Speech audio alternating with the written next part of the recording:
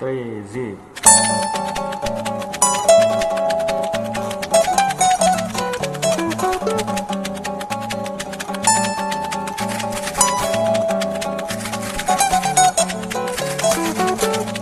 O cristianismo é uma tradição religiosa identificada como a religião do livro. São três as religiões do livro: judaísmo com a Torá, o cristianismo com a Bíblia e o islamismo com o Alcorão. Ao cânon cristão, chamamos de Bíblia um conjunto de livros e experiências humanas narradas a partir da vida, com os pés no chão e nas realidades humanas nesta terra que Deus nos deu.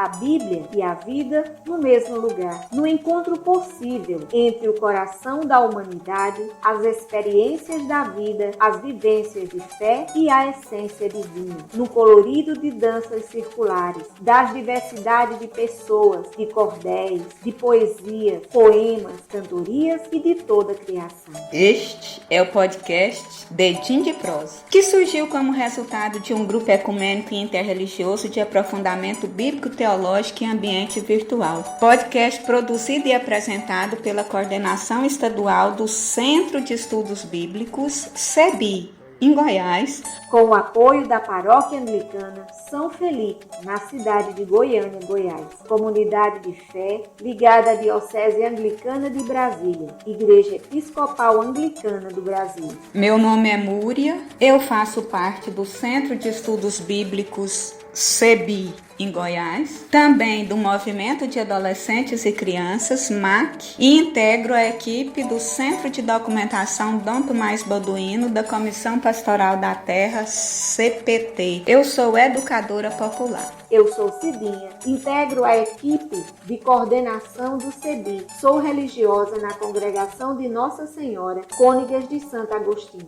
Sou educadora popular. Bam, bam, bam, bam, bateu meu coração, minha cabeça enlouqueceu, canta também tocou, falou do nosso amor, falou e desapareceu. Deus e o diabo na terra, sem guarda-chuva, sem bandeira, bem ou mal, ninguém destrói essa guerra. Boa noite a todas e a todos a mais um Dedinho de Prosa, projeto de formação teológica que começou em modo semanal e agora ele é quinzenal. Acontece e é realizado pela Paróquia Anglicana São Felipe, em Goiânia, na pessoa do reverendo Isaías Torquato, e com o Centro de Estudos Bíblicos em Goiás. Nesse Dedinho de Prosa de hoje, nós teremos como reflexão Deus e o diabo em nossa vida e na política. E para nos ajudar nessa temática, contaremos com a pessoa da Ivone Gebara. Ivone é filósofa e teóloga, feminista, ela é aposentada, mas tem muitas atividades. E é uma alegria muito grande, Ivone, que entre essas muitas atividades que você tem, você pensou com carinho e aceitou o convite para estar aqui conosco nesse Dedinho de Prosa. A Ivone nasceu em São Paulo, mas ela morou muitos anos lá no estado do Pernambuco. E essa convivência com o povo nordestino fez com que ela nutrisse e construísse um amor muito grande pelo Nordeste brasileiro. Há muitos anos, a Ivone dedica o tempo dela a escrever e a assessorar cursos em diversos países do mundo. E também no Brasil, né? E nesses cursos ela fala sobre hermenêuticas feministas, nossas referências éticas e antropológicas e os fundamentos filosóficos e teológicos do discurso religioso. É muito importante a gente dizer também que a Ivone, igual aqui junto com a Cidinha, que também é do CEBI Goiás, faz parte da Congregação das Irmãs de Nossa Senhora, Cônegas de Santo Agostinho. E, atualmente, a Ivone e a Débora Diniz estão facilitando, para nossa alegria, diálogos sobre a esperança feminista em 12 versos, que muitas de nós conhecemos.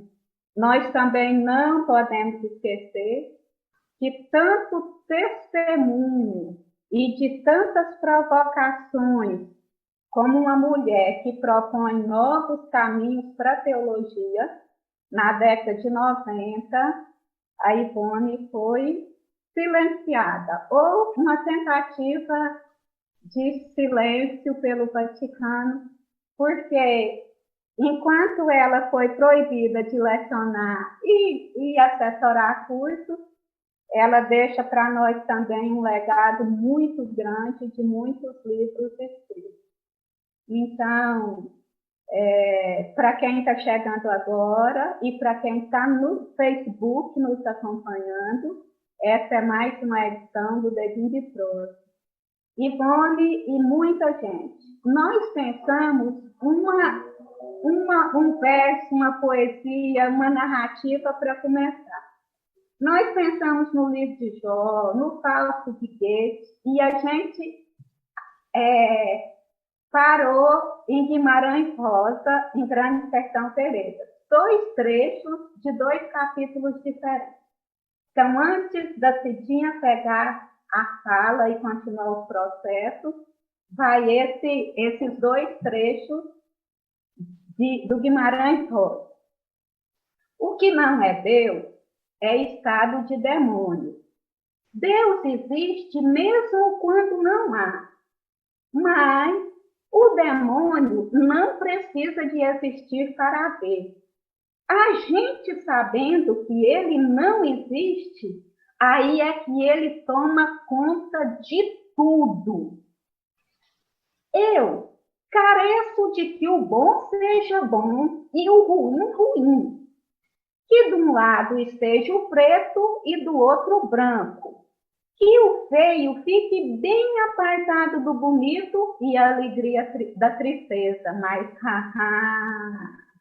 este mundo é muito misturado. Então, nossos abraços em mais um Dedinho de Prosa com a Ivone Gebara. E agora, Cidinha, é com você. Deus e o diabo na terra, sem guarda-chuva, sem bandeira, bem ou mal. Boa noite a todas, todos e todos. É um prazer, assim, para nós, realmente, essa presença da Ivone hoje conosco nessa conversa. Então, o tema de hoje é Deus e o diabo na nossa vida e na política. Com vocês, Ivone Gebara. Muito obrigada, Múria, muito obrigada, Cidinha, obrigada, Isaías e a todas as pessoas que estão presentes e nos acompanhando. Eu quero dizer que eu adorei o começo que a Múria propôs, o trecho do Guimarães Rosa, né? Para dizer assim, é por aí que eu vou, viu? Esse mundo é muito misturado, não dá para separar muitas coisas, né? Então, para poder refletir sobre esse tema, Deus e o diabo, a gente tem muitos jeitos de fazer isso, mas como nós estamos vivendo nesse momento de grandíssima polarização política, especialmente aqui no Brasil, então eu preferi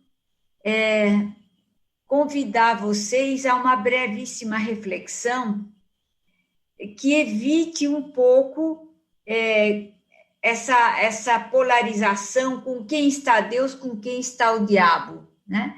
e o que é o diabo e o que é Deus. Então, para evitar, eu vou propor, depois a gente vai ter que entrar em algumas coisas, inevitavelmente, mais concretas. Mas eu gostaria de começar dizendo que Deus e o diabo são frutos da evolução. A evolução dos seres humanos. E, para começar, eu gostaria de pedir ajuda ao pensamento da astrofísica contemporânea, que nos faz ter uma noção, digamos, mais ou menos científica, de que há mais ou menos 15 bilhões, imaginem vocês, 15 bilhões de anos atrás, um tipo de matéria surge como um fogo primitivo. E esse fogo primitivo se transforma e nascem as múltiplas galáxias. E essas galáxias abrem-se também em estrelas e gases múltiplos que vão fazer nascer muitos planetas. E entre esses planetas, uma terrinha, um planeta que se chama Terra.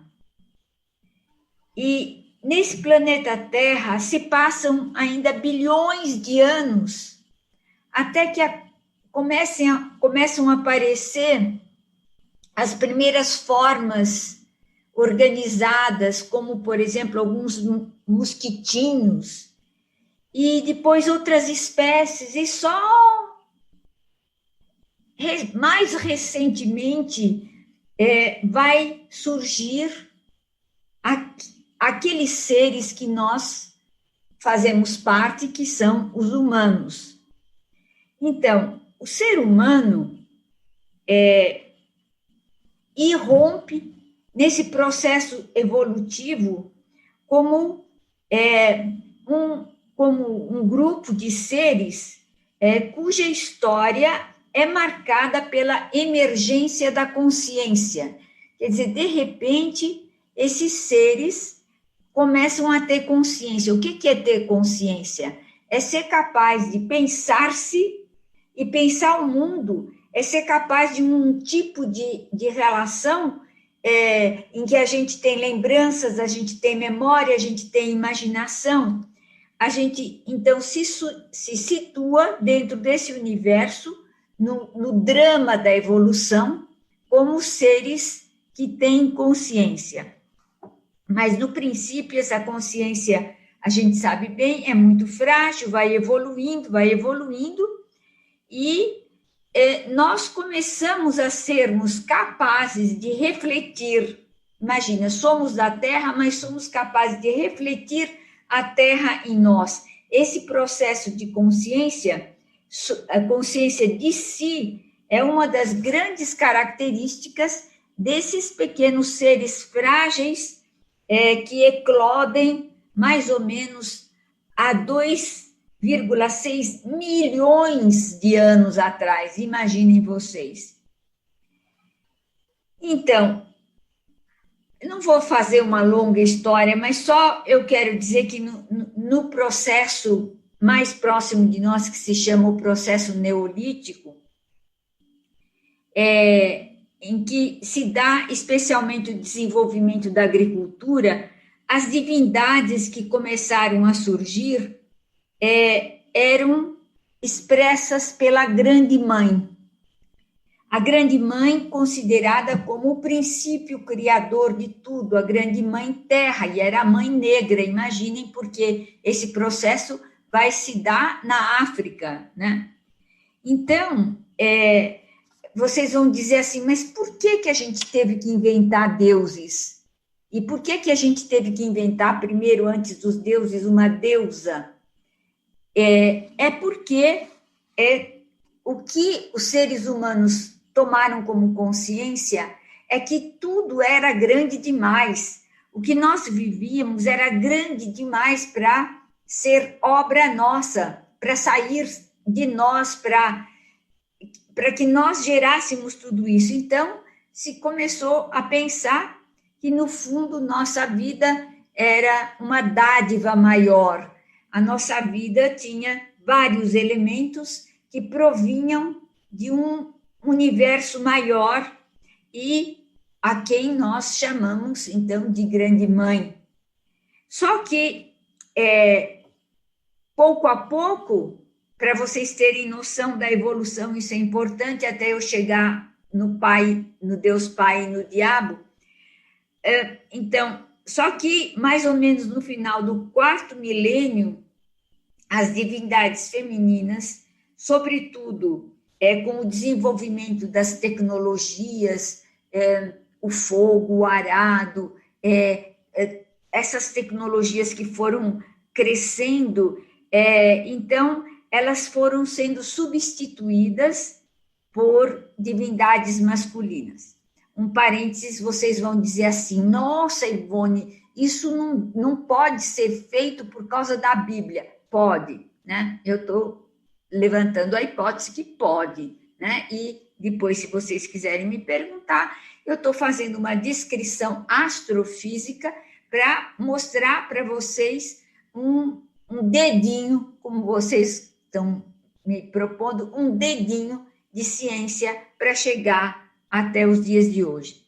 Então, eu quero dizer que as divindades masculinas, então, começam a tomar lugar na nova configuração do mundo, a tal ponto, por exemplo, que se acreditava que no Egito que o faraó era expressão da divindade e depois de morto ele continuaria vivo, por isso que se enterravam todas as coisas do faraó junto com ele.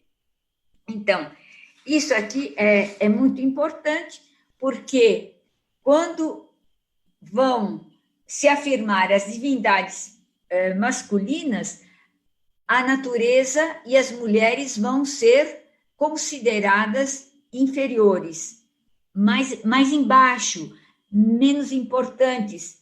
O Deus dos céus, então, torna-se o Todo-Poderoso, e vocês vão prestar atenção que as divindades da terra, eu posso palpá-las, eu posso pisar na terra, eu posso sentir a chuva, eu posso sentir a água, eu posso ver os animais, eu posso ver as árvores frutíferas. E o Deus do céu, eu não vejo o poder dele. Se fala do poder dele, se introduz o poder dele a partir de conceitos, né? Então, vocês estão percebendo a diferença. E aí, nós fomos nos distanciando da Grande Mãe, e o que foi acontecendo é que nós começamos a fixar nos céus a sabedoria total, o conhecimento total, a bondade total, a justiça total. Como que é esse céu? Ninguém sabe, mas o discurso, então, da divindade vai ser empurrado lá para cima. A gente deixa de sentir e vai, então, imaginar. Vocês estão entendendo? A gente imagina uma divindade lá em cima, toda poderosa, e que causa medo, porque domina tudo. Então, essa espécie de projeção do nosso próprio ser para além de nós mesmos, se por um lado é uma extraordinária capacidade da nossa criatividade, ela também teve e tem até os dias de hoje as suas consequências construtivas e destrutivas, especialmente para os seres humanos e para a natureza. Então, para resumir o que eu estou querendo dizer, eu estou querendo simplesmente afirmar rapidamente que os modelos de divindade, os modelos de Deus são modelos, ou modelos de divindade são modelos que nascem de nós, nascem da nossa evolução, nascem das nossas necessidades. E nascem por quê? Porque nós não damos conta de explicar toda a nossa vida. nós sentimos que, por um lado, nós somos capazes de excessos de bondade, excessos de cuidado, mas, por outro lado, nós também somos capazes de excessos de crueldade. Mas como explicar esses excessos ou essa exuberância do universo? Então, a gente encontra uma espécie de simbologia. A gente vai concentrar numa figura chamada Deus, a bondade, e numa figura chamada o diabo, a maldade, a crueldade. Porém, as coisas não são simples. É como dizia Guimarães Rosa, tudo é misturado. Um vai precisar do outro para existir. Deus vai precisar do diabo, e o diabo vai precisar de Deus. Vocês vão dizer, que horror, Ivone, que coisa horrorosa.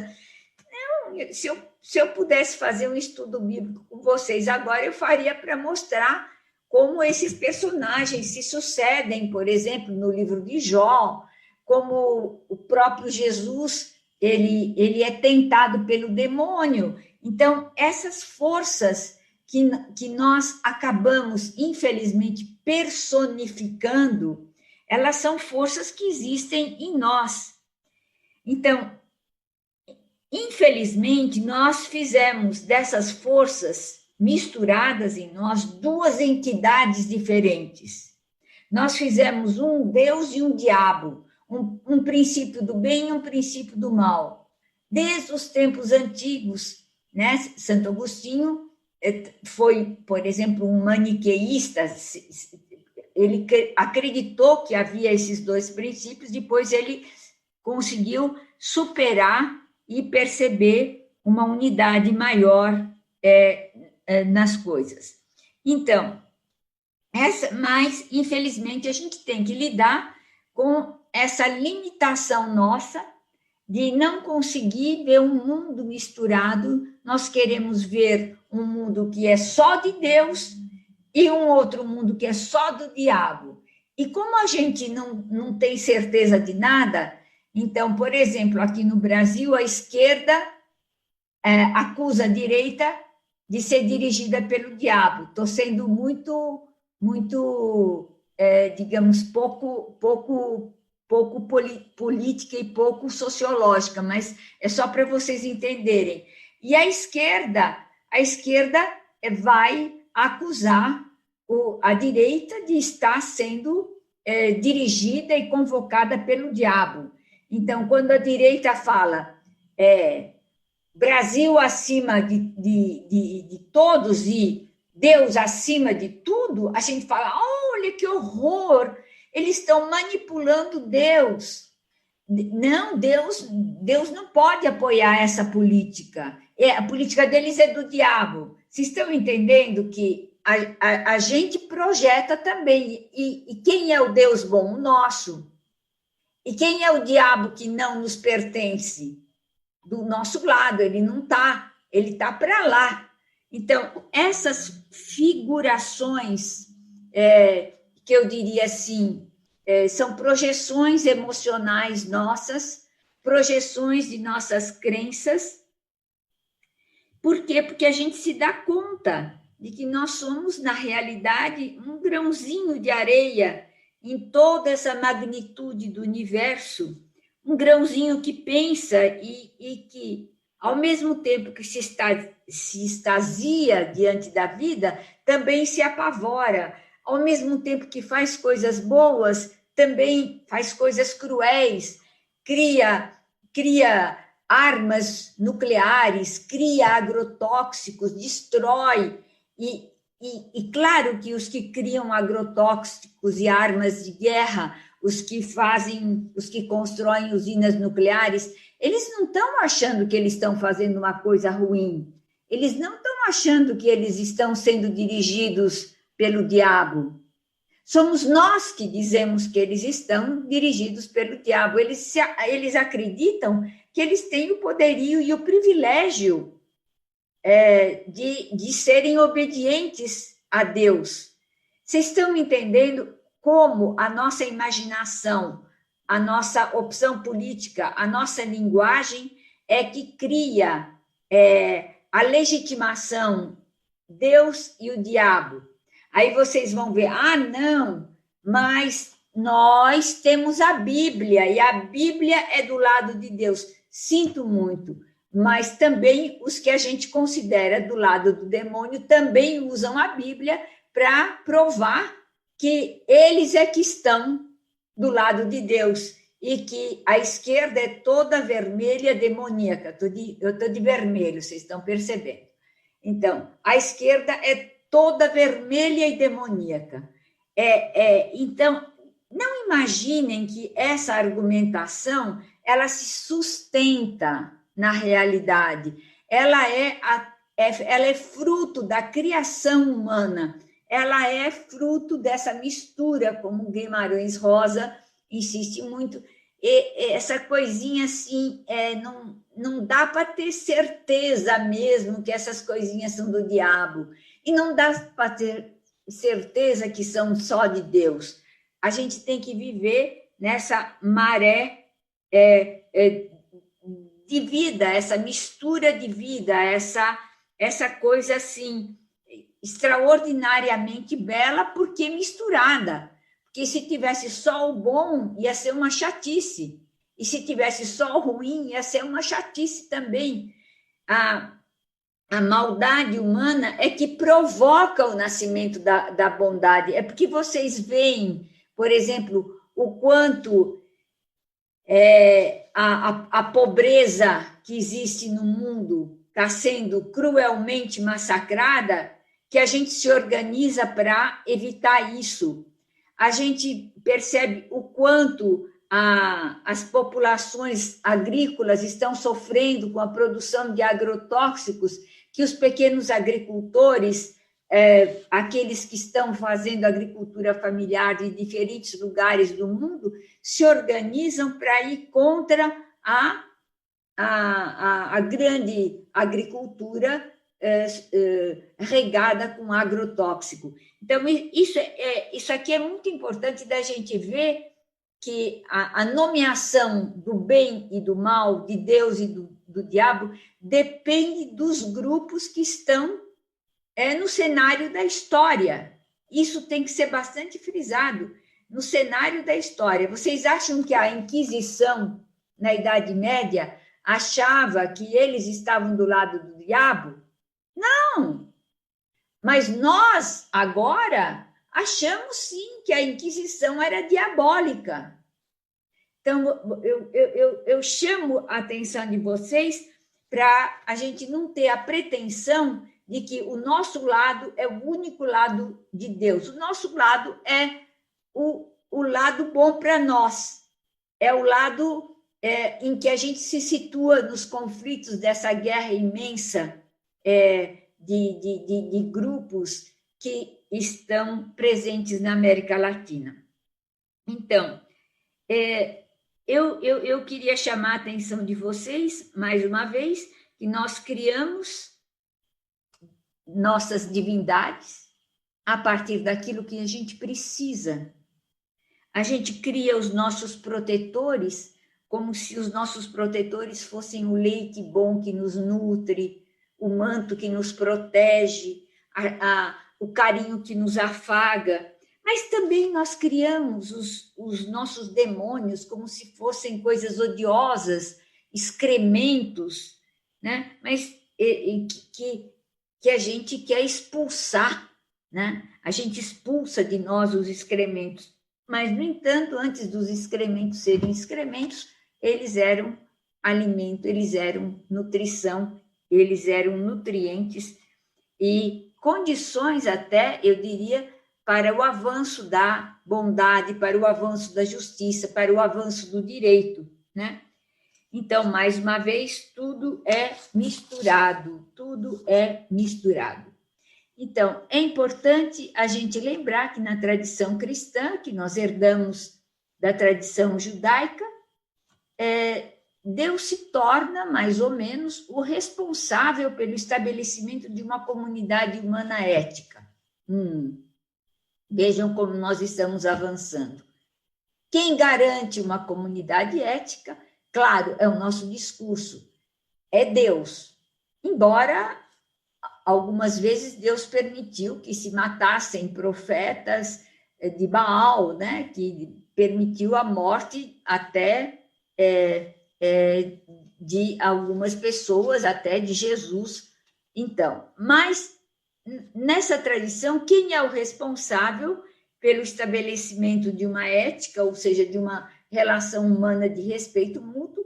O último fundamento é colocado em Deus. Quer dizer, existe aí um avanço de uma ideia em que a gente diz assim, pois essa ética ou essa força vital que nos leva a respeitar os outros, ela implica numa espécie assim de, simbolicamente, de divinização do ser humano, porque o ser humano é minha imagem e semelhança, que eu o respeito.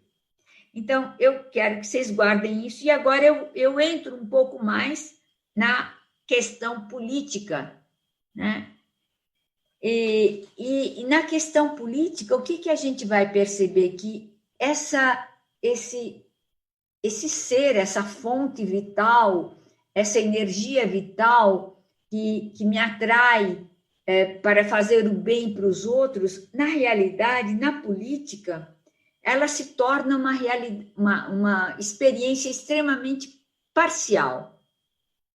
Então, Deus, na política, e especialmente nas políticas atuais, ele é afirmado e é glorificado, amado, segundo as conveniências de cada grupo.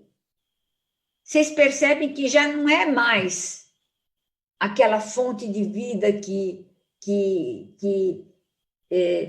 provém da terra e os céus, na realidade, provém da terra. Não é isso. Não é mais essa fonte cósmica ou essa fonte vital que a gente encontra em tudo que existe, mas na política, essa, entre aspas, divindade, ela é parcializada, ela é diminuída segundo as conveniências de cada grupo.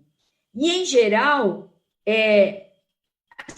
as políticas de Deus, elas são marcadas por uma fraqueza muito grande, né? Vocês podem observar como os grupos políticos da atualidade, que têm como última justificativa a vontade divina, são grupos teoricamente e praticamente extremamente frágeis. Teoricamente, eles não conseguem sustentação teórica e, praticamente, eles são grupos extremamente agressivos, impondo uma ordem estabelecida. Não estou identificando nenhuma igreja, porque esses grupos estão em todas as igrejas e estão em todas as políticas, não é?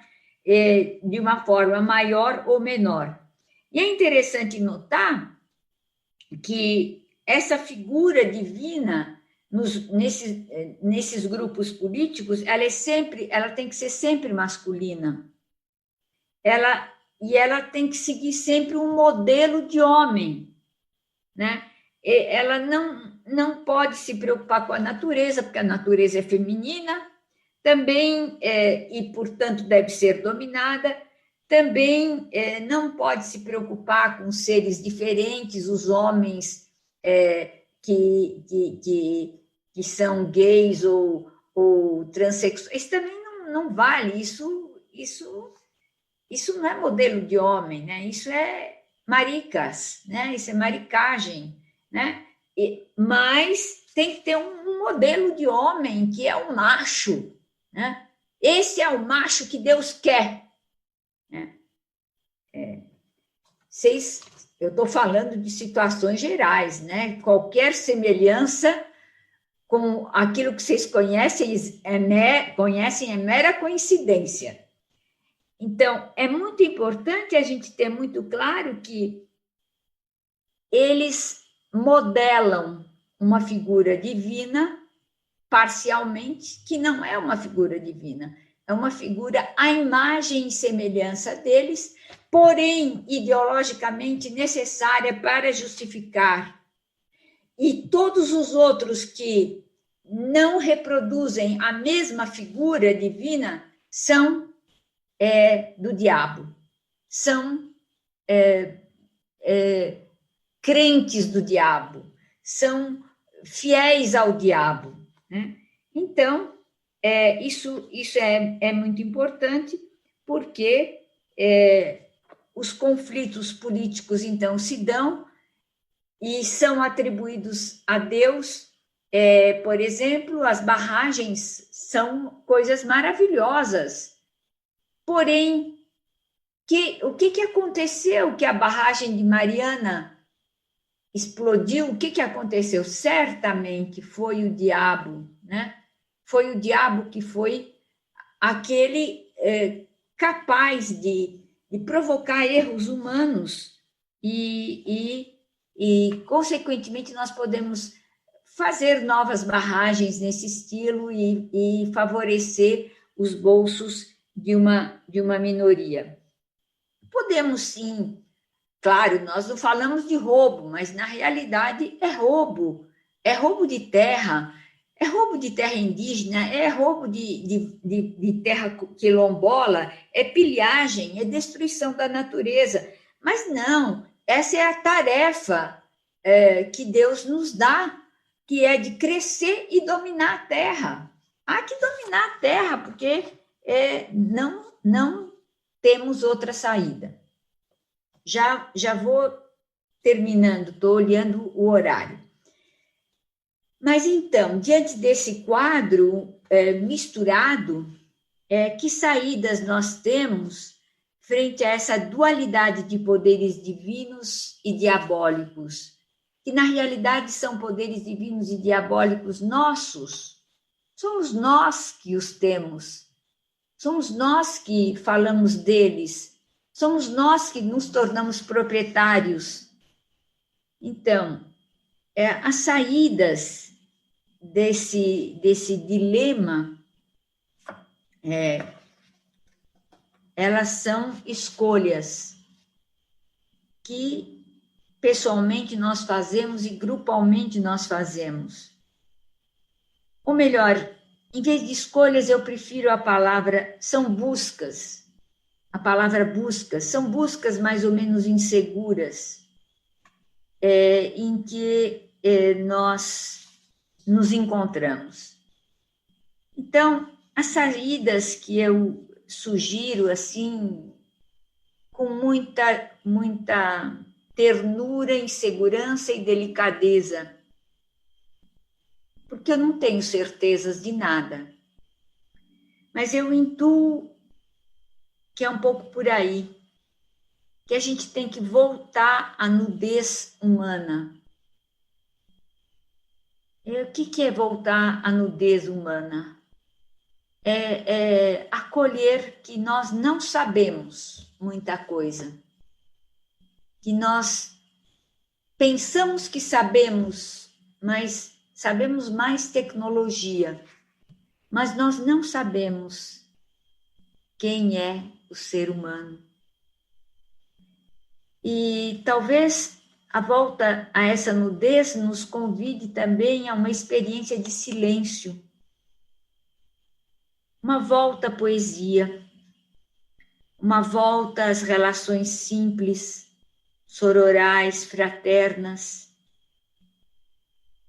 as relações de vizinhança, a retomada de parábolas, não só as do Evangelho, mas contar parábolas, voltar à simplicidade das palavras, sair um pouco desses conceitos que foram usados pela política. Deus encarnado vai nos ajudar, o Deus trinitário, o dogma da fé libertadora. Vamos sair um pouco dessas palavras e entrar na simplicidade das palavras cotidianas, na beleza frágil e fugidia das coisas, no encanto dos amores e das dores, e acreditar que tudo passa. Já dizia Teresa de Ávila, tudo passa. E tudo está passando num processo dinâmico que, em grande parte, é maior do que qualquer decisão individual. Outra saída é que não há um ponto final, não há uma figura final para a qual a gente deve chegar. Não existe um processo histórico que me leve à finalização da história. A gente gosta muito de final feliz, a gente gosta, olha, estamos caminhando para a realização plena do reino de Deus daqui a pouco, daqui a algum tempo.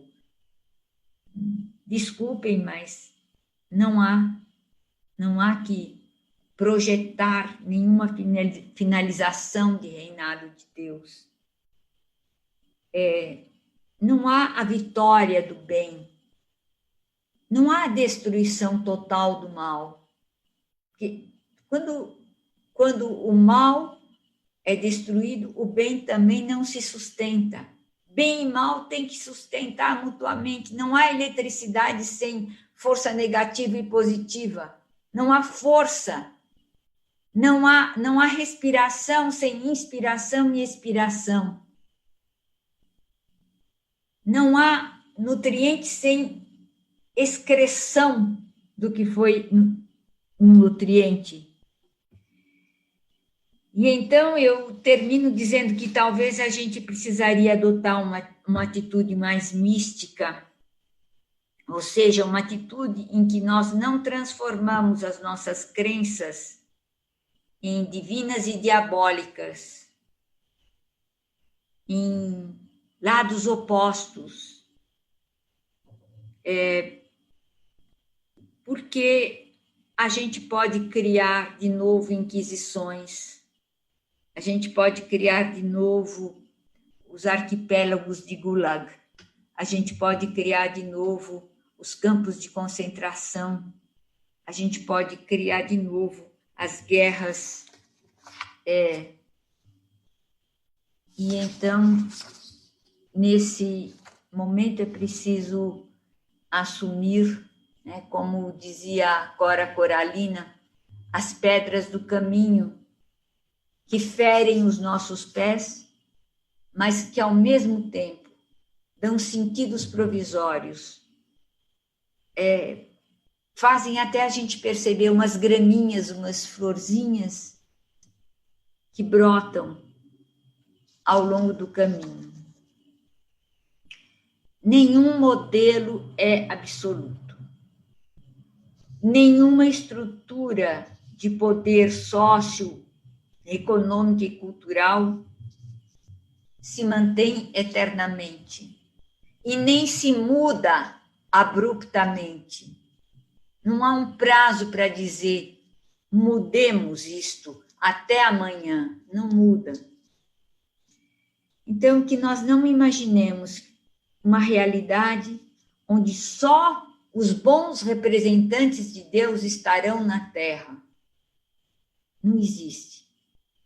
Não imaginemos que o diabo será destruído pela espada de São Jorge. São Jorge a cavalo com uma espada, mata o demônio. Nenhum capitão vai fazer isso, viu? Não creiam. Infelizmente, eu tenho que dizer que o poder nuclear foi por um tempo vitorioso e pode até ser ainda. Eu tenho que dizer que a poluição, os agrotóxicos foram vitoriosos, mas podem deixar de ser. Eu acho que, apesar disso tudo, nós temos que apostar num presente e temos que apostar na força vital da vida que renasce sempre. a unidade da vida e da morte, do bem e do mal, de Deus e do diabo, da construção e da destruição. Tudo está junto, misturado. Tudo é parte dessa centelha viva que nós somos. Possuidoras do vasto mundo, ou melhor, não possuidoras, viventes nesse vasto mundo. Esse vasto mundo que é apenas um mundo passageiro nosso. É apenas uma rima. É apenas uma pretensão, não uma realidade. Tudo muda, tudo mudará e a vida continuará sendo também um mistério para nós. Muito obrigada. Muito obrigada, Ivone. Nós vimos que tem muitos comentários, muitas reações no chat. Agora nós vamos ler alguns. Juscelino, ele diz, ele tem uma dúvida. Tudo isso não criaria um relativismo infinito sem referência? E ele ainda, alteridade não seria o limite para um padrão moral? A Kátia Cristina. Ivone, ela primeiro faz um comentário dizendo que você consola muito, consola também muito ela ao ver as primeiras compreensões do divino, que eram femininas, as deusas primitivas que restaram nos museus nos mostram isso. Hoje, essas deusas são tidas como demoníacas, como Lilith. Foi forte demais para o homem ver a mulher como uma força criativa e criadora tão grande? Ela faz essa pergunta. A Kátia Cristina é: enquanto vivemos a experiência humana, conviveremos com o bem e o mal? Com Deus e o diabo? Então, primeiro, a questão do Juscelino, eu acho que é uma questão muito boa, porque, de fato, dá a impressão de que a gente cai num relativismo infinito, sem referências, mas eu acho que não é assim, não. É que, sem querer, você está entendendo essa grandiosidade, essa exuberância da evolução, né? Como algo relativo. Não é relativo, mas também não é absoluto. É parte da evolução do planeta, é parte da evolução até da irrupção do ser humano, é parte da evolução das culturas, né? Então, aí você vai dizer assim, mas onde é que estará a referência? Eu acho que cada cultura e também cada religião ou cada grupo é que estabelece as suas referências. Quando eu digo a você, por exemplo, dentro da ética cristã, você tem uma referência. Qual é a referência? É o amor ao próximo como a você mesmo. Isso é uma referência ética. Então, eu aderindo ao cristianismo, eu me pauto por essa referência ética. De onde veio essa referência ética? Veio ao longo da tradição cristã que se estabeleceu, e muito provavelmente ela tem resquícios, sem dúvida, da tradição judaica, mas também tem resquícios de outras tradições, sei lá, tem resquícios da tradição mesopotâmica, da tradição egípcia, porque essa percepção de que eu me ligo, eu tenho elos de ligação com o meu próximo e que eu não vivo sem o meu próximo, ela não é privilégio apenas do cristianismo. Você vai encontrar isso também, por exemplo, no budismo, você vai encontrar isso também no hinduísmo de uma forma diferenciada, mas isso não significa que você não tenha referência, você não tem a referência absoluta do ponto de vista, eu diria, metafísico, em que quando você fala Deus, você tem a impressão que todo mundo entende que é o bem. Não é verdade. Teu Deus provavelmente não é o Deus do Hitler.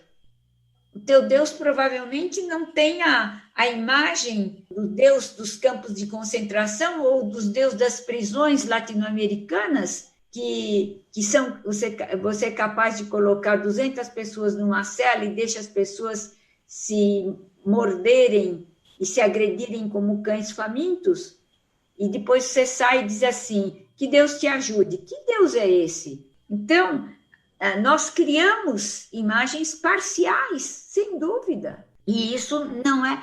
Relativismo significaria assim, cada um faz o que quer. Não, mas se eu faço a adesão a um determinado grupo, a uma convenção, se eu posso dizer, ética, senão a selvageria se estabeleceria. Então, não sei quem falou da alteridade, eu confirmo totalmente, eu continuo nessa mesma linha. A alteridade é um padrão moral, mas a alteridade quer dizer o outro, mas não tem necessariamente que ser o outro igual a mim, o outro do meu partido político, o outro da minha gangue, o outro da minha igreja, mas o outro que é diferente de mim, aquele que me interpela, aquele que me diz que esse mundo é um dom para todo mundo. Essa alteridade é mais difícil. A alteridade também que eu encontro para além dos humanos, né, que eu posso encontrar na natureza como fonte de vida, isso também tem que ser contado. Então, estou plenamente de acordo que, de fato, a alteridade entra como um padrão moral, sem dúvida. Eu queria agora responder a Kátia Cristina. Eu acho, Kátia, que desde o começo eu introduzi uma noção de evolução. Por isso que, quando eu comecei a falar, eu disse assim, eu vou me situar na questão da astrofísica, eu vou para 15 bilhões de anos atrás, quando explode alguma coisa. E eu fui mostrando essa evolução e até mostrei como as primeiras divindades eram muito mais divindades femininas, né? Estátuas de deusas, como você lembrou. Mas eu quero mostrar que a evolução criou outras divindades, criou as divindades celestes, criou as divindades masculinas. E nesse momento, nós estamos numa fase diferente, é interessantíssimo.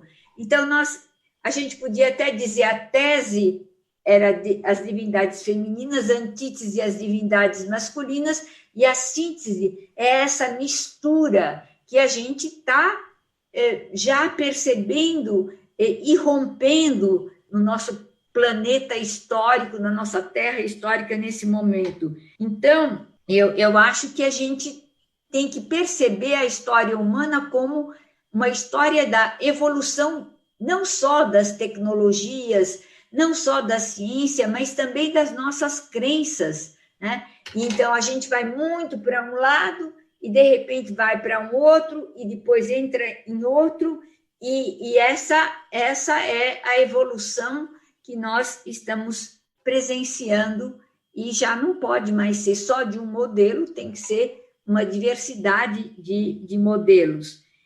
E eu acho, sim, que enquanto existirem os seres humanos na face da Terra, existirá sempre essa mistura de bem e mal, de maldade e bondade, primeiro em mim, em cada uma de nós. Não pensem que eu sou só boa, eu sou boa e ruim. E talvez eu só faça as coisas boas porque eu percebo a maldade e percebo o quanto a maldade é destrutiva. Essa é a estrutura básica herdada dessa explosão cósmica, dessa evolução que me trouxe até aqui, que nos trouxe até aqui. E eu não sei como seremos daqui a 1000 anos, não sei como seremos, né? Quer dizer, eu nem vou saber, nem vocês, provavelmente. Mas o que eu quero dizer é que o que a gente conhece de seres humanos é essa realidade. Somos perfectíveis? Somos.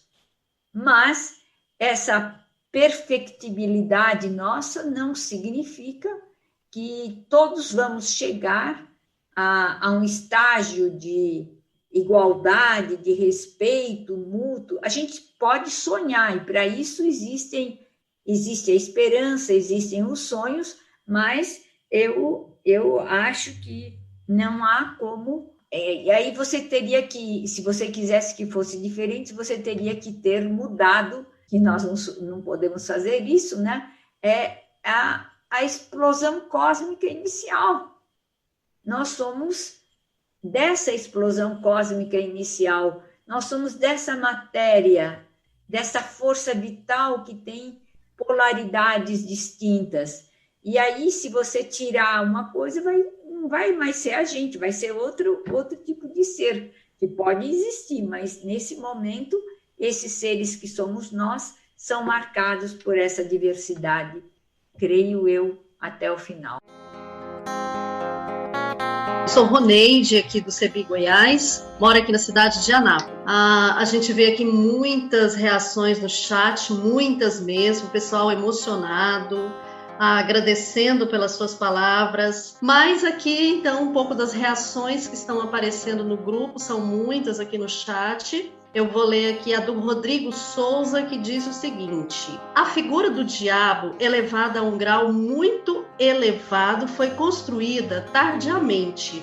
A construção do mito de Lúcifer, que é o nome latinizado de Vênus, que era visto antes como uma estrela, começou com a escola teológica de Alexandria e suas alegorias para as duas passagens proféticas, em Isaías e Ezequiel, em especial com Orígenes, no livro do Apocalipse, um dos últimos escritos no cânon. Jesus é chamado de Lúcifer. Obrigada, Rodrigo, por sua participação, pelas informações que você traz, que enriquece também a nosso debate, a nossa formação aqui hoje. Bom, a Virgínia pergunta: para essa volta proposta por Ivone, temos que ser dissidentes da religião institucionalizada? Mas como se a religião no Brasil está em tudo, e até nas lutas e articulações sociais? Essa, então, foi a pergunta da Virgínia. O Cláudio Augusto pergunta o seguinte: Ivone, você considera que precisamos refazer o nosso itinerário espiritual ao invés de refazer a religião? A Josilene, que eu entendi que está falando lá da Bahia. A centelha do divino em construção na humanidade é o reconhecimento dessa mistura em nós, cosmologicamente? Então, as perguntas são muito interessantes. Primeiro, a Virgínia. Você faz uma pergunta que eu acho fundamental. Se essa volta que eu propus no final significa que nós temos que ser dissidentes da religião institucional, eu quero dizer que não é ser dissidente, mas é ser consciente de que eu falo enquanto católica, viu? E falo enquanto freira, só para vocês perceberem que eu estou dentro da religião institucional. Mas eu percebo a dificuldade da religião institucional de corte patriarcal de transformar-se a si mesma, enquanto ela estiver tão arraigada numa dogmática que procede ainda de uma estruturação maior no quarto século, mas que já vinha vindo desde o século II, século III. Então, o que é essa estruturação? É essa conceptualização da fé por exemplo, no credo, né? no credo de Nicéia, né? Creio em Deus Pai Todo-Poderoso.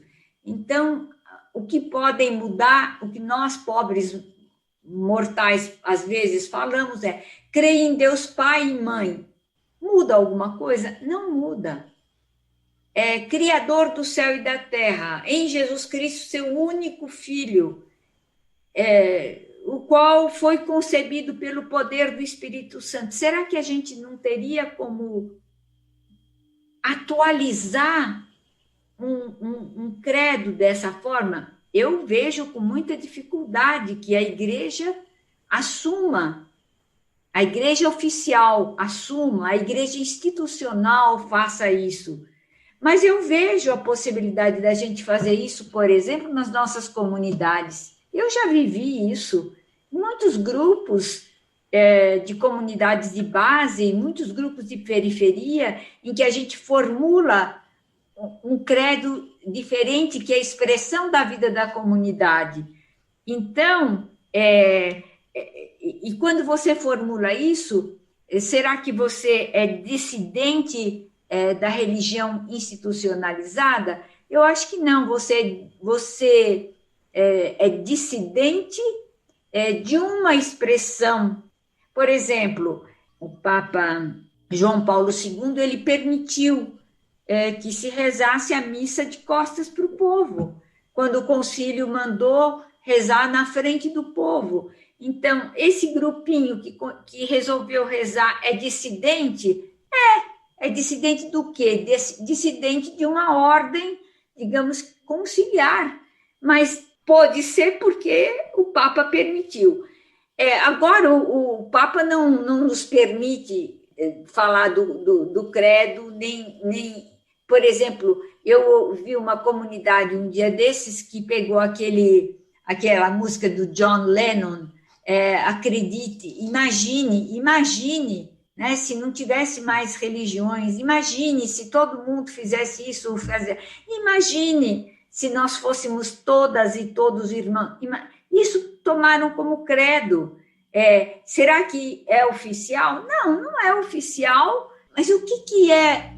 Não dá para a gente falar oficial oposto a vital. Eu estou propondo a vocês que vocês sublinhem o vital, mais do que o institucional nesse momento, porque estamos em crise de sentidos. E como é que a gente resgata sentidos entrando no vital, entrando naquilo que tem ressonância no nosso corpo, que faz a gente vibrar, que ajuda a gente a levantar o astral, que ajuda a gente a se comprometer uns com os outros, que dá mais energia. Então, não dá para dizer que o institucional hoje em dia, um institucional patriarcal que existe hoje, é um institucional que, para a maioria, sobretudo das novas gerações, mantém a chama do amor ao próximo como a si mesmo. Eu tenho muita dúvida sobre isso. Então, eu não oponho o vital ao institucional, eu sublinho o vital. E, sublinhando o vital, acho que tem chance de transformar algo para as pessoas que querem permanecer no institucional também. Precisamos refazer o itinerário espiritual, em vez de refazer a religião. Na mesma linha da pergunta da Virgínia, Cláudio, eu acho assim, mais uma vez, para que serve a religião? Qual a função social da religião? Tem que fazer essa pergunta. A religião, a palavra religião é religar, é criar comunidades, criar ligação entre as pessoas. Só que as instituições religiosas patriarcais não estão criando essa ligação. Ao contrário, tem uma casta que decide que conteúdos que você tem que crer. tem uma casta que preside as celebrações e que te autoriza. Tem uma casta que domina os corpos e as sexualidades, que diz a você, olha, você que é divorciado, você não pode comungar. Tem uma casta que diz assim, que você que é homossexual também não pode ser ordenado, ou não pode comungar se você quiser. Tem uma casta que vai determinar o quanto você vai contribuir para o culto. Uma casta que vai determinar como deve ser a entrada de alguém numa comunidade cristã. E vão falar em nome do povo de Deus, mas não se ouve o povo de Deus, não se ouve o povo das mulheres, não se ouve o povo dos diferentes. Então, eu estou dizendo que essa instituição patriarcal, ela depende das mesmas outras instituições patriarcais. Nós vivemos numa cultura patriarcal e a religião patriarcal é uma expressão dessa cultura na qual nós vivemos. Então, o que é para fazer? É para sublinhar o vital em nós, sublinhar a proximidade, sublinhar a vizinhança, sublinhar a troca, sublinhar a conversa multirreligiosa, multidisciplinar, interseccional, se vocês quiserem. Acho que é um pouco por aí. Então, isso aqui é refazer-se uma espiritualidade? E é refazer estruturas da religião? Sem dúvida, sem dúvida. E a Josilene perguntou, a centelha do divino em construção na humanidade é o reconhecimento dessa mistura em nós cosmologicamente? É isso mesmo, Josilene. É uma linguagem em que a gente pode expressar, através dessa cosmologia, que isso que eu falei, essa centelha do divino, o que é essa centelha do divino, no fundo, para nós? É que a gente não sabe exatamente como tudo se deu. O nosso conhecimento agora é maior, mas fica sempre o enigma. Se você olhar só para o seu corpo, o seu aparelho respiratório é uma coisa extraordinária. A sua corrente sanguínea é outra coisa extraordinária. O seu cérebro, a evolução, o tamanho, é uma coisa extraordinária. Então, por mais que a ciência estude, a ciência não tem o começo, ninguém tem a posse total dessa evolução da centelha da vida, né? Que a gente chama de centelha divina, mas chama centelha divina porque nós não temos acesso total a essa grandiosidade. Então, a gente não pode ter a pretensão de achar que a minha religião é a resposta máxima ao divino. Não, é uma resposta. A minha maneira de ler a Bíblia é a mais correta, a que revela a verdade dos ensinamentos divinos para os seres humanos. Não é verdade. É uma aproximação que você usa a Bíblia para ajudar você a entender alguma coisa da realidade. Eu uso a realidade para entender alguma coisa da Bíblia. Isso está continuamente em evolução, em transformação.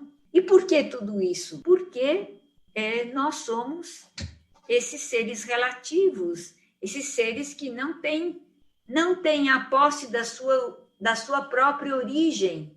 Estamos aí, simplesmente estamos aí. E vamos nos despedir, cada um no tempo que a vida lhe reserva. Então, acho que é isso mesmo, Josilene, essa centelha cosmológica de força vital e de cuidado uns dos outros, é isso que constitui, eu diria, o fundamento de todas as religiões. Embora os discursos possam ser os mais variados, mas a gente tem que procurar adequar esses discursos à realidade atual. Por exemplo, toda dogmática cristã é uma dogmática que, na realidade, exclui a vida da natureza, fala da vida dos seres humanos, especialmente dos masculinos, que morrem e ressuscitam. Antes nem se falava da ressurreição das mulheres também, né? Depois, por um tempo, se duvidava que nós tínhamos alma, né? E depois nós tivemos uma alma secundária e depois finalmente aceitaram que nós tínhamos alma. Então, eu quero dizer que tudo isso são teorias de nós sobre nós mesmos. Surgiram agora 2 perguntas e temos também um comentário da Simone Furquim, de Brasília. Devíamos estudar mais um livro canônico, Carta aos Hebreus, porque ali é justamente uma crítica contra essa casta sacerdotal que se arvora a ser única mediadora entre Deus e o povo. O Anderson, ele pergunta: Ivone, poderíamos dizer que as religiões são mais cultura que reflete ou solidifica modelos de sociedade? Se temos uma sociedade fundada numa cultura patriarcal, isso molda, de certa forma, as instituições? Mudar as relações sociais mudaria a forma de expressão das religiões? E o Leon, de Brasília, pergunta: Ivone, quais culturas, povos e crenças podem nos ajudar, cristãos ocidentais, a reconhecer e conviver com mais tranquilidade os paradoxos na nossa vida e na vida do mundo? Bem versus mal, Deus versus diabo, verdade versus mentira. E uma reação, antes de finalizar, tem só mais uma reação, da Kátia Cristina. As mulheres eram divinizadas como a terra, porque ambas davam novos frutos. Quando o homem descobriu que, assim como se colocando uma semente na terra, ela dava fruto, e no ato sexual, com a presença masculina, a mulher também frutificava, dando origem a um novo ser, o feminino deixou de ser divinizado para ser subjugado pelo patriarcado nascente. Até as imagens das deusas foram demonizadas. E mais uma pergunta da Kátia Cristina: não deveríamos estudar menos a Bíblia e ler mais nossa realidade, tendo a ética como parâmetro? Eu não vou comentar a carta aos Hebreus, mas eu acho que é uma boa pedida retomar a carta aos Hebreus. O Anderson, você diz que, de fato, os modelos de sociedade e os modelos de cultura moldam as nossas crenças. Acho que é verdade.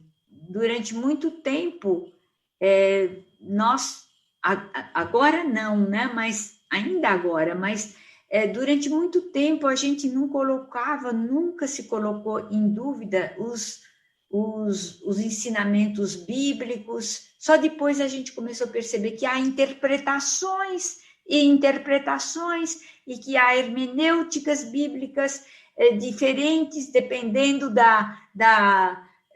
dos leitores, dependendo da condição dos leitores, dependendo da sabedoria dos leitores, dos interesses dos leitores. Então, é muito importante a gente perceber que o que está acontecendo agora é que nós ainda estamos, no cristianismo, numa estrutura patriarcal. O que é uma estrutura patriarcal? O que é o patriarcal?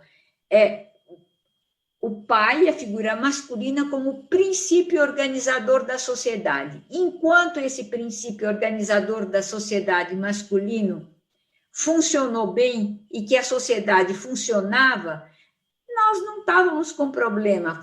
Quer dizer, na realidade, a sociedade não funcionava bem, mas a gente não se expressava ou não expressávamos o nosso descontentamento.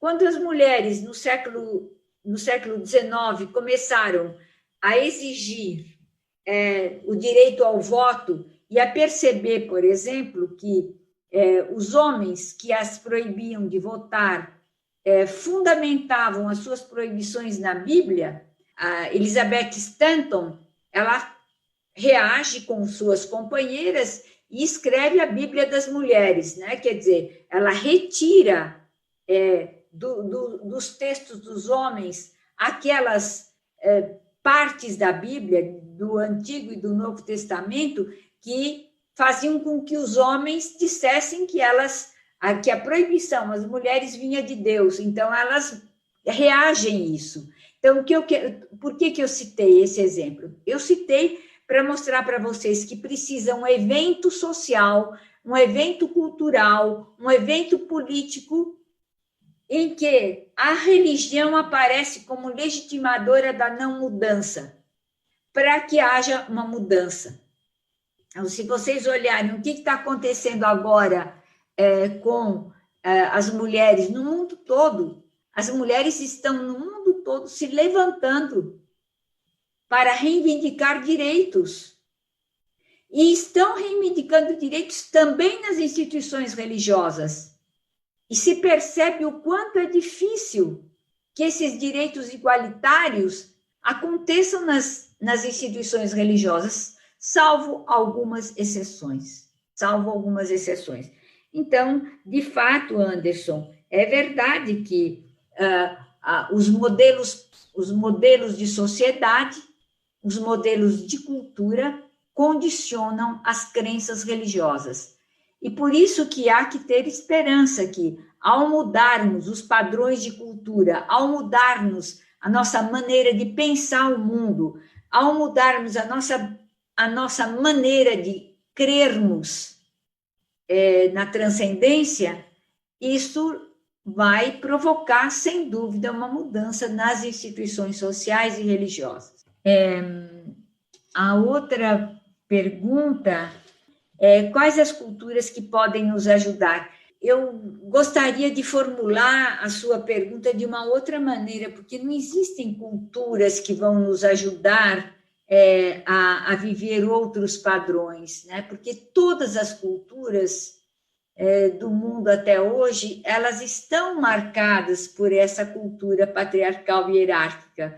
Vocês vão dizer assim: não, o mundo indígena não tem isso. Tem, de outra forma, mas tem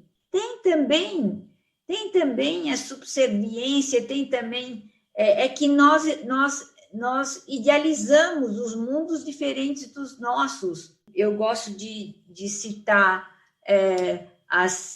o feminismo comunitário, que é o feminismo das nossas irmãs da Guatemala, da Bolívia, do Peru, das feministas, teólogas feministas desses lugares, que são indígenas, e elas mostram que também nas culturas indígenas a predominância do masculino também teve lugar e tem ainda lugar. Aí o pessoal diz: não, aconteceu porque foram os colonizadores. E elas dizem: não foram só os colonizadores. Se vocês olharem as tradicionais culturas incas, maias, havia também essa espécie de injustiça, se eu posso assim me expressar, em relação às mulheres, em relação aos inimigos, em relação aos vencidos. Então, não vamos criar uma idealização de que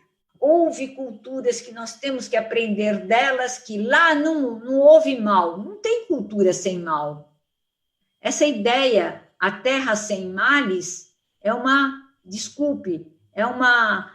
idealização de branco, entendeu? Porque, na realidade, não existe isso. Você vai conversar com as populações indígenas, com as pessoas que estão lá dentro, que sabem, que conhecem, que vivem, vão colocar isso em forma mítica, como nós também colocamos o paraíso de Adão e Eva, o jardim das delícias, como um estado anterior ao pecado. Então, não comecemos a fazer idealizações inúteis. Então, para onde ir?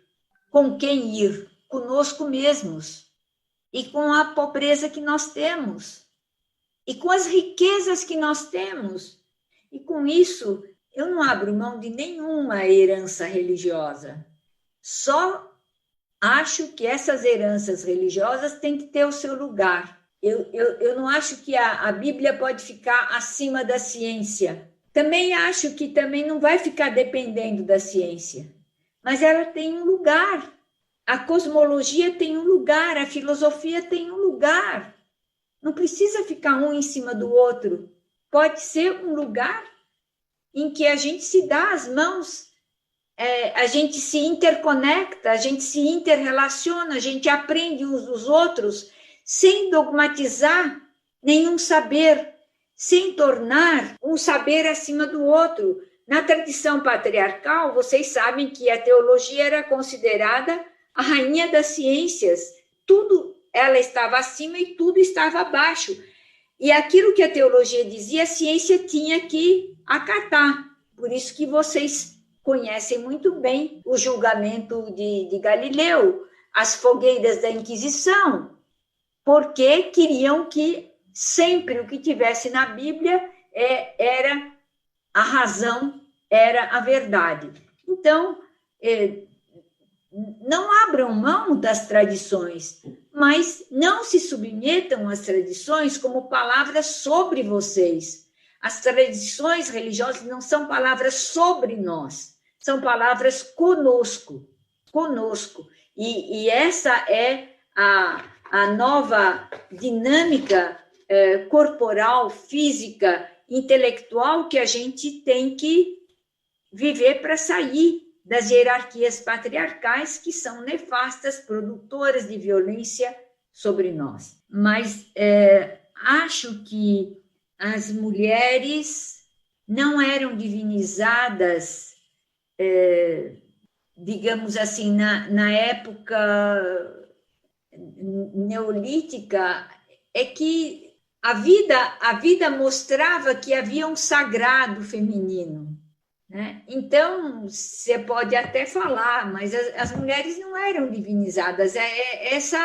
Essa realidade, que eu diria maternal, cuidadora, essa realidade que se reproduzia também nos animais. Então, isso tudo era o espanto, a admiração e em relação ao feminino. Só que, na evolução do mundo patriarcal, não se conhece, claro, naquele tempo também não se conhecia o óvulo, entendeu? E também, no início do mundo patriarcal, também não se conhecia o óvulo, se conhecia mais o esperma do que o óvulo, de tal forma que se acreditava que só o esperma gerava a vida. Isso era uma crença. É interessante, e isso vai aparecer na Mariologia, a ação do Espírito Santo divino, nada de óvulo de Maria. É uma coisa, a força divina que gera nela, e ela é acolhedora. Daí dá a maior briga para saber se realmente, mas isso o que Jesus nasce, tem mistura do sangue de Maria ou não tem mistura, todas essas ideias da Alta Idade Média que vão aparecer. Então, o que eu quero frisar é que as interpretações, os sentidos, as coisas, elas evolucionam, elas evoluem, e não dá para a gente voltar para trás. Tem que ir para frente, não dá para restaurar uma coisa de trás e colocar agora, tem que ver agora que passos que a gente pode dar, que valorizações, que sentidos a gente pode construir. Já caminhando para as finalizações, vou aqui comentar, nós temos só aqui no Zoom, nessas salas passaram mais ou menos já 56 pessoas participando aqui conosco e muitos outros também participando no Facebook. E esses que estão participando lá, nós Escolhemos aqui 2 comentários para contemplar a participação de vocês. A da Nilma Rosim. Obrigada, Ivone. Você nos ajuda a superar falsas dicotomias entre algumas pessoas. São as boas e outras são más. Ouvimos com frequência pessoas que se afirmam do bem e tão pouco conseguem se solidarizar com o sofrimento e a dor das pessoas. E o outro comentário da Luciene Borges Ortega. Nossa, Ivone, quantas palavras! Tanta gente que precisava ouvir, sentir essas suas palavras. Aqui na sala nós tivemos pessoas participando de Brasília, Pará, Recife, Rio de Janeiro, São Paulo, Ceará, Bahia. E para nós foi uma felicidade muito grande. Sem dúvida nenhuma, nós agradecemos essa extraordinária presença sua, Ivone, no nosso meio, suas falas, sua lucidez, sua humanidade, gratidão, e gratidão a todos e todas que passaram por aqui. E eu quero, antes de passar para a Múria, lembrar o Isaías, o reverendo Isaías da Igreja Anglicana, diante da sua fala, ele sugeriu uma leitura de um livro.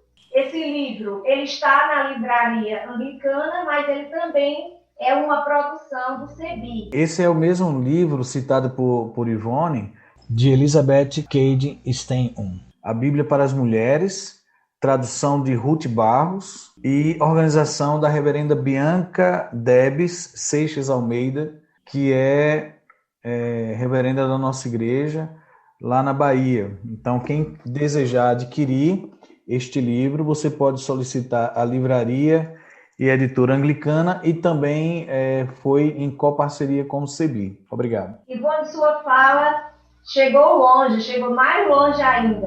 Também aqui participando conosco, pessoas da Colômbia, Minas Gerais, e uma pessoa, uma mulher, participando de Nova York. Que bom! E eu gostaria, Ivone, também de fazer uma propaganda do seu artigo com o nome Deus e o Diabo na Política, Compaixão e Vocação Profética, para quem ainda não leu. E o link dele, o PDF, você pode baixar na página do Google mesmo. Ele foi produzido pelos Cadernos de Teologia Pública do Instituto Humanitas da Unicinos. E nesse texto, eu não poderia terminar aqui sem fazer referência a algo que você comentou nele, muitas coisas muito, muito boas, mas eu guardei isso para essa noite. Nós somos Deus e o diabo. Nós somos seus descobridores, produtores ou criadores, a partir e para além de nós mesmos e de nossa diversidade humana. Eles são a mesma moeda que, quando em movimento, faz com que as figuras cunhadas de um lado e de outro se misturem, a ponto de não sabermos distingui-las. Mas quando em estado de lentidão ou paradas, podemos distinguir uma da outra, porém sem conseguir separá-las. Muito obrigada, Ivone, e quem aqui esteve conosco participando dessa noite memorável. Obrigada. Ivone, todo mundo. Eu vou fazer uma coisa que não é muito, como diz aqui no interior de Goiás, não é muito do meu feitio, não. Mas eu vou pegar só uma fala da Ivone, porque essa fala também me lembrou uma poetisa que a Ivone citou, que é uma poetisa goiana chamada Cora Coralina. Então, além do texto que a Cicinha já citou, essa fala da Ivone. É preciso voltar à nudez humana, ou talvez seja preciso voltar à nudez humana. Acolher que não sabemos muita coisa. Nós pensamos que sabemos. Nós sabemos de tecnologia, mas sabemos pouco sobre o ser humano. Essa compreensão que sabemos pouco nos convida a voltar à simplicidade das palavras, às parábolas, às relações de vizinhança. Nos convida a entrar no encanto dos amores e das dores cotidianas, entrar no vital, entrar naquilo que nos faça vibrar, que nos faça comprometer uns com os outros, umas com as outras. Ivone, você aqui hoje, você nos fez vibrar para esse acordar, olhar, continuar acreditando nessa vida aí do cotidiano, das relações bonitas, dos amores e das dores. E aí, junto com isso, um poema curto da Cora Coralina, só essa parte. Recomeça sua vida sempre, sempre.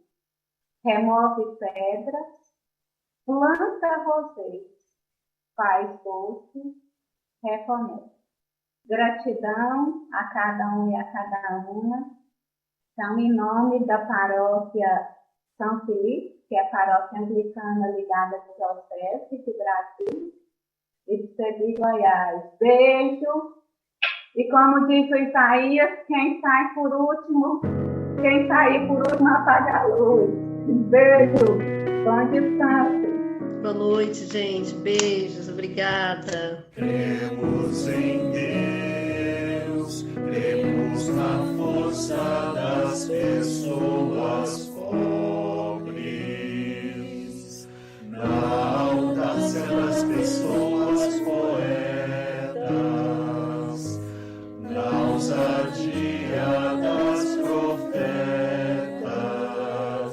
na inspiração das artistas. Cremos em Jesus, cremos na humildade para servir, na coragem de transformar, na alegria de celebrar, no respeito às diferenças, no pão para toda a mesa, no conforto para toda tristeza. Cremos no Espírito, cremos na esperança de recomeçar, na beleza do gesto solidário, na justiça para toda a opressão,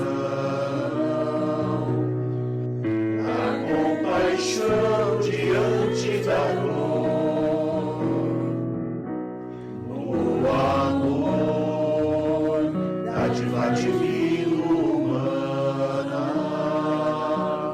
no amor, dádiva divina humana.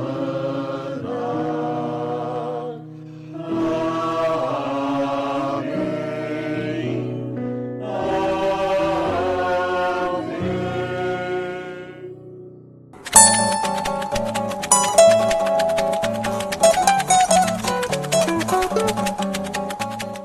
Este foi o podcast Dedinho de Prosa. Você pode nos encontrar pelas mídias sociais, Instagram e Facebook, como Centro de Estudos Bíblicos, Sebi Goiás, e como Paróquia Anglicana São Felipe, e também pela hashtag Dedinho de Prosa Goiás. O WhatsApp 62992322157. Que você tenha um tempo de paz, saúde e bem viver. E que, para isso, desça sobre você a bênção de Shaddai, pelo Deus de teu Pai, que te socorre, por Shaddai que te abençoa. As bênçãos dos céus no alto, as bênçãos do abismo deitado embaixo, as bênçãos das mamas e das tetas. Gênesis 49, 25. Até o próximo episódio. Até o nosso próximo encontro.